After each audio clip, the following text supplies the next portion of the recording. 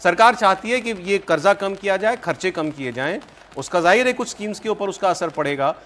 ये लोग जो हैं उसका विरोध कर रहे हैं और ऐसे आंदोलन वहाँ पर कुछ साल पहले भी हुए थे और तब वो कई महीनों तक चले थे और उसके बाद वहाँ फ्रांस की सरकार को 20 बिलियन यूरो अतिरिक्त खर्च करने पड़े थे इन लोगों की मांग पर। इस बार ये फिर वही चाहते हैं कि सरकार अपने खर्चे में कटौती ना करे, उसको लेकर के ये सारा हंगामा जो है वो किया जा रहा है। इमैनुअल मैक्रों परेशान इसलिए क्योंकि उनके पहले उनका जो प्रधानमंत्री था वो वोट ऑफ कॉन्फिडेंस हार गया, तो उनको एक दूसरे व्यक्ति को बनाना पड़ा। वो राइट अलाइन, थोड़ा राइट माइंडसेट वाले आदमी माने जाते हैं जो अब नए प्रधानमंत्री वहाँ के बने हैं। 80,000 पुलिसकर्मी जो हैं वो पूरे देश के अंदर तैनात किए गए हैं आज के इस विरोध प्रदर्शन को देखते हुए। और दूसरी ओर ये आपका नेपाल है जो दिखाई दे रही है आपको दूसरी तस्वीर में।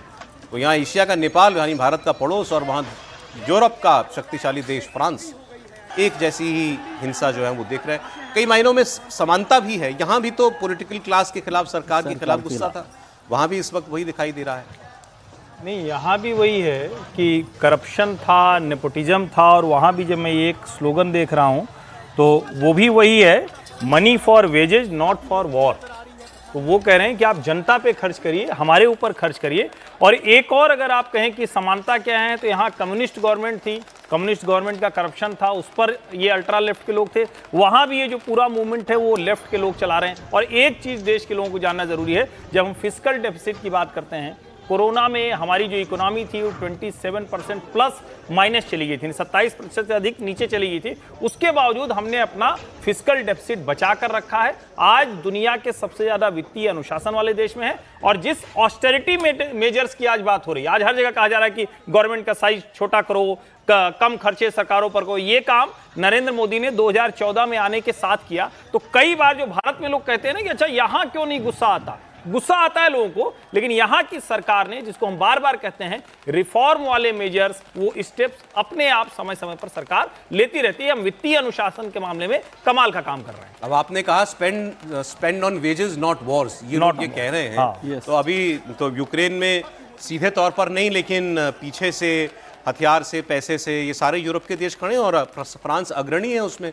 अभी ये 26 देशों ने मिलकर के एक फैसला किया कि हम यूक्रेन को सिक्योरिटी गारंटी देंगे। तो वो बैठक पेरिस में हुई थी, उसको लीड इमैनुअल मैक्रों कर रहे थे।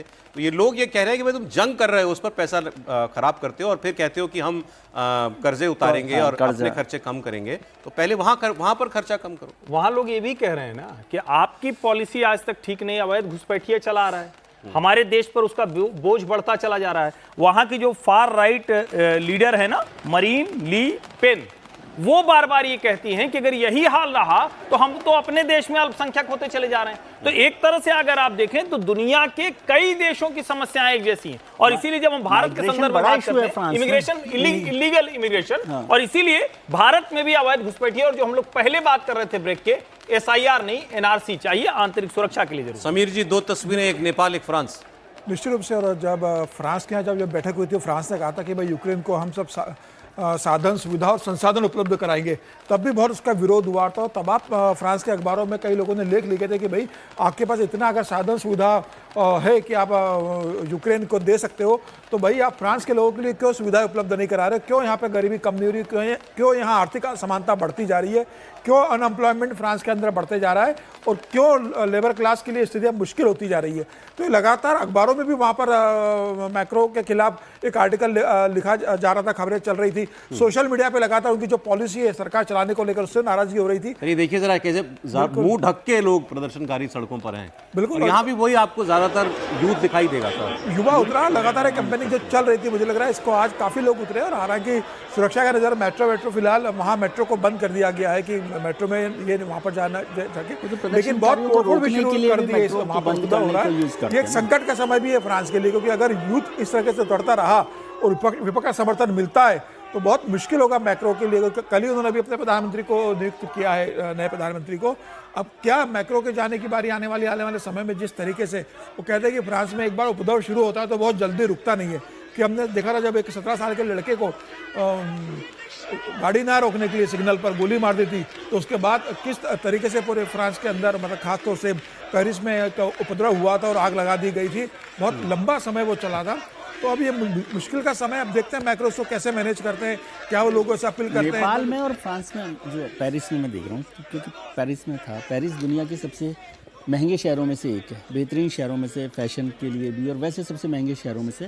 तो वो जो डेस्परेट है, जो दोनों खाई है, एक रिच में, मतलब वो तो क्या कहना चाहिए उसको, कि रिच को भी अल्ट्रा रिच, सुपर रिच और जो आम आदमी है उसमें जो फ़र्क है, वो एक बड़ा कारण यहाँ पर मिडिल क्लास है। हाँ, मिडिल क्लास है, लेकिन वो सुपर रिच, बहुत सुपर रिच है। तो उसकी और पेरिस तो सुपर रिच वालों का शहर है, तो वो भी एक बड़ा कारण है। ये दुनिया भर को समझना चाहिए कि ये जो द्वंद्व है सुपर रिच और एक आम आदमी के बीच। घर नहीं, लोगों के पास किराया देने के लिए मकान नहीं, खरीदने के लिए पैसा नहीं है, तो बड़ा वर्ग है जो फुटपाथ पर सो रहा है। यूरोप को आप कह सकते हैं, मतलब दुनिया की रोशनी माना जाता था कि यूरोप राह दिखाता है दुनिया को। यूरोप जंग से भी जल रहा है और अंदर खाने भी जल रहा है, ये इन तस्वीरों में आपको दिख रहा है। लेकिन इसके बेसिक पे तो बात करनी होगी। यूरोप ने अपने कल्चर को जैसे जैसे छोड़ा, वैसे वैसे उनकी मुश्किल बढ़ी। दुनिया के किसी भी देश में अगर आप सिर्फ और सिर्फ कंज्यूमरिज्म, सिर्फ और सिर्फ अल्ट्रा रिच होते हुए उपभोग, पैसा, ठीक है, फैशन के लिए दुनिया भर के सारे बड़े फैशन शो यहीं पेरिस में ही होते हैं। दुनिया के सारे बड़े फैशन ब्रांड इसी फ्रांस से आते थे, अब तो खैर दूसरे देशों में भी चले गए। लेकिन सवाल ये है कि आप अपने कल्चर को कितना कर पा रहे हैं, और अपने वैल्यूज को, जिनकी बार बार बात की जा रही है, वो कितना सही पा रहे हैं। आवाज सुनिए जरा तस्वीरों।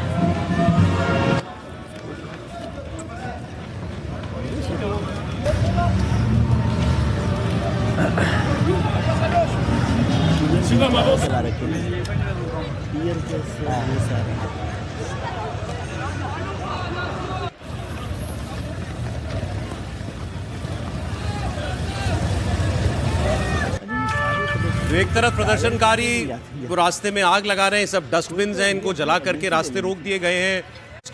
रेलवे नेटवर्क को जाम किया जा रहा है। दूसरी ओर वैसे ही आपको जैसे नेपाल में देखा होगा, वहाँ सेना थी, यहाँ राइट पुलिस दिखाई दे रही है खड़ी हुई, वैसे ही टीयर गैस चल रही है।